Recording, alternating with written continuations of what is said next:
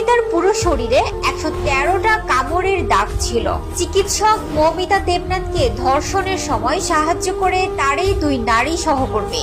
এমন চাঞ্চল্যকর তথ্যই উঠে এসেছে। শুধু তাই নয়, তাকে যে গণধর্ষণ করা হয়েছে তাও নিশ্চিত করেছেন চিকিৎসকরা। মৌমিতার পুরো শরীরে 113টা কামড়ের দাগ ছিল।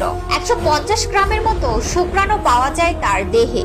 সাধারণত একজন সক্ষম পুরুষের শুক্রাণুর পরিমাণ গড়ে 5-6 গ্রাম। যদি 100 গ্রামও শুক্রাণু ধরা হয়, তার মানে কমপক্ষে 18 থেকে 20 জন পুরুষের সমান শুক্রাণু পাওয়া গেছে মৌমিতার দেহে। পশ্চিমবঙ্গের আরজিকর মেডিকেল কলেজের শিক্ষার্থী মৌমিতা দেবনাথ টানা 36 ঘন্টার অক্লান্ত ডিউটি শেষে মৌমিতা সেমিনার রুমে বিশ্রাম নিচ্ছিলেন। ঠিক এই সময় তাকে ধর্ষণ ও হত্যা করা হয়। ময়নাতদন্তের রিপোর্টের দাবি, যৌনাঙ্গে গভীর ক্ষত হয়েছে।